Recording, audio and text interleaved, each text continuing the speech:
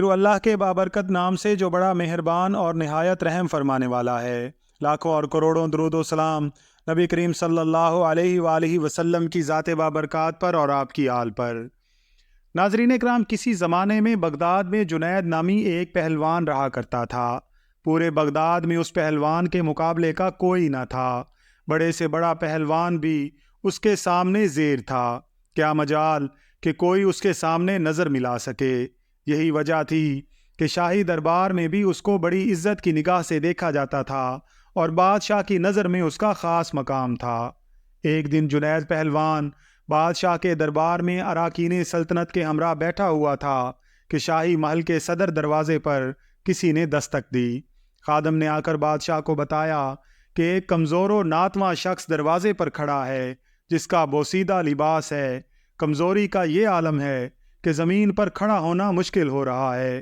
اس نے یہ پیغام بھیجا ہے کہ جنید کو میرا پیغام دو کہ وہ کشتی میں میرا چیلنج قبول کرے۔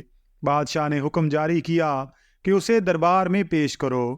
اجنبی ڈگمگاتے پیروں سے دربار میں حاضر ہوا۔ وزیر نے اجنبی سے پوچھا، تم کیا چاہتے ہو؟ اجنبی نے جواب دیا، میں جنید پہلوان سے کشتی لڑنا چاہتا ہوں۔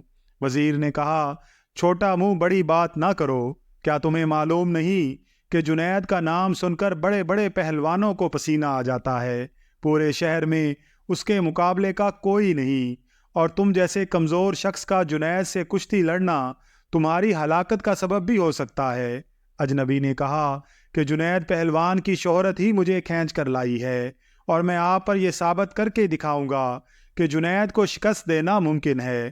میں اپنا انجام جانتا ہوں، آپ اس بحث میں نہ پڑیں بلکہ میرے چیلنج کو قبول کریں۔ یہ تو آنے والا وقت بتائے گا کہ شکست کس کا مقدر ہوتی ہے۔ جنید پہلوان بڑی حیرت سے آنے والے اجنبی کی باتیں غور سے سن رہا تھا۔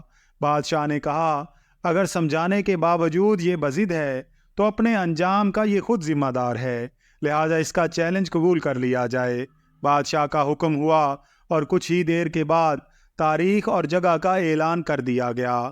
پورے بغداد میں اس چیلنج کا تہلکہ مچ گیا۔ ہر شخص کی یہ خواہش تھی کہ اس مقابلے کو دیکھے۔ تاریخ جو جو قریب آتی گئی، لوگوں کا اشتیاق بڑھتا گیا۔ ان کا اشتیاق اس وجہ سے تھا کہ آج تک انہوں نے تنکے اور پہاڑ کا مقابلہ نہیں دیکھا تھا۔ دور دراز ملکوں سے بھی سیاح یہ مقابلہ دیکھنے کے لیے آنے لگے۔ جنید کے لیے یہ مقابلہ بہت پراسرار تھا اور اس پر ایک انجانی سی ہیبت طاری ہونے لگی۔ انسانوں کا ٹھاٹھے مارتا سمندر بغداد شہر میں امڑ آیا تھا۔ جنید پہلوان کی ملک گیر شہرت کسی تعارف کی محتاج نہ تھی۔ اپنے وقت کا مانا ہوا پہلوان آج ایک کمزور اور ناتواں انسان سے مقابلے کے لیے میدان میں اتر رہا تھا۔ اکھاڑے کے اطراف لاکھوں انسانوں کا ہجوم اس مقابلے کو دیکھنے کے لیے آیا ہوا تھا۔ بادشاہ اپنی سلطنت کے اراکین کے ہمراہ اپنی کرسیوں پر بیٹھ چکا تھا۔ جنید پہلوان بھی بادشاہ کے ہمراہ آ گیا تھا۔ سب لوگوں کی نگاہیں اس پراسرار شخص پر لگی ہوئی تھی جس نے جنید جیسے نامور پہلوان کو چیلنج دے کر پوری سلطنت میں تہلکہ مچا دیا تھا۔ مجمع کو یقین نہیں آ رہا تھا کہ اجنبی مقابلے کے لیے آئے گا، پھر بھی لوگ شدت سے اس کا انتظار کرنے لگے۔ جنید پہلوان میدان میں اتر چکا تھا۔ اس کے حامی لمحہ بلمحہ نعرے لگا کر حوصلہ بلند کر رہے تھے کہ اچانک وہ اجنبی شخص لوگوں کی صفوں کو چیرتا ہوا اکھاڑے میں پہنچ گیا۔ ہر شخص اس کمزور اور ناتواں شخص کو دیکھ کر حیرت میں پڑ گیا کہ جو شخص جنید کی ایک پھونک سے اڑ جائے اس سے مقابلہ کرنا دانشمندی نہیں، لیکن اس کے باوجود سارا مجمع دھڑکتے دل کے ساتھ اس کشتی کو دیکھنے لگا۔ کشتی کا آغاز ہوا، دونوں آمنے سامنے ہوئے، ہاتھوں میں ہاتھ ڈالے گئے، پنجہ آزمائی شروع ہوئی، اور اس سے پہلے کہ جنید کوئی داؤ لگا کر اجنبی کو زیر کرتا، اجنبی نے آہستہ سے جنید سے کہا، اے جنید، ذرا اپنے کان میرے قریب لاؤ، میں آپ سے کچھ کہنا چاہتا ہوں۔ اجنبی کی باتیں سن کر جنید قریب ہوا اور کہا، کیا کہنا چاہتے ہو؟ اجنبی بولا، اے جنید، میں کوئی پہلوان نہیں ہوں، زمانے کا ستایا ہوا ہوں، میں آل رسول ہوں، سید گھرانے سے میرا تعلق ہے۔ میرا ایک چھوٹا سا کنبہ کئی ہفتوں سے فاقوں میں مبتلا جنگل میں پڑا ہوا ہے۔ چھوٹے چھوٹے بچے شدت بھوک سے بے جان ہو چکے ہیں۔ خاندانی غیرت کسی سے دستے سوال نہیں کرنے دیتی۔ سید زادیوں کے جسم پر کپڑے پھٹے ہوئے ہیں۔ بڑی مشکل سے یہاں تک پہنچا ہوں۔ میں نے اس امید پر تمہیں کشتی کا چیلنج دیا ہے کہ تمہیں نبی کریم صلی اللہ علیہ وآلہ وسلم کے گھرانے سے عقیدت ہے۔ آج خاندان نبوت کی لاج رکھ لیجئے۔ میں وعدہ کرتا ہوں کہ اگر آج تم نے میری لاج رکھی تو کل میدان محشر میں اپنے نانا جان سے عرض کر کے فتح و کامرانی کا تاج تمہارے سر پر رکھواؤں گا۔ تمہاری ملک گیر شہرت اور اعزاز کی ایک قربانی خاندان نبوت کے سوکھے ہوئے چہروں کی شادابی کے لیے کافی ہوگی۔ تمہاری یہ قربانی کبھی بھی ضائع نہیں ہونے دی جائے گی۔ اجنبی شخص کے یہ چند جملے جنید پہلوان کے جگر میں اتر گئے۔ اس کا دل گھائل اور آنکھیں اشکبار ہو گئیں۔ سید زادے کی اس پیشکش کو فوراً قبول کر لیا اور اپنی عالمگیر شہرت، عزت و عظمت آل رسول صلی اللہ علیہ وآلہ وسلم پر قربان کرنے میں ایک لمحے کی تاخیر نہ کی۔ فوراً فیصلہ کر لیا کہ اس سے بڑھ کر میری عزت و ناموس کا اور کون سا موقع ہو سکتا ہے کہ دنیا کی اس محدود عزت کو خاندان نبوت کی اڑتی ہوئی خاک پر قربان کر دوں۔ اگر سید گھرانے کی مرجائی ہوئی کلیوں کی شادابی کے لیے میرے جسم کا خون کام آ سکتا ہے تو میں اس کے لیے تیار ہوں۔ جنید فیصلہ دے چکا۔ اس کے جسم کی توانائی اب سلب ہو چکی تھی۔ اجنبی شخص سے پنجہ آزمائی کا ظاہری مظاہرہ شروع کر دیا۔ کشتی لڑنے کا انداز جاری تھا، پینترے بدلے جا رہے تھے کہ اچانک جنید نے ایک داؤ لگایا۔ پورا مجمع جنید کے حق میں نعرے لگاتا رہا۔ جوش و خروش بڑھتا گیا۔ جنید داؤ کے جوہر دکھاتا تو مجمع نعروں سے گونج اٹھتا۔ دونوں باہم گتم گتھا ہو گئے۔ یکا یک لوگوں کی پلکیں جھپکی، دھڑکتے دل کے ساتھ آنکھیں کھلیں تو ایک ناقابل یقین منظر آنکھوں کے سامنے آ گیا۔ جنید چاروں شانے چت پڑا تھا اور خاندان نبوت کا شہزادہ سینے پر بیٹھے فتح کا پرچم بلند کر رہا تھا۔ پورے مجمع پر سکتہ طاری ہو چکا تھا۔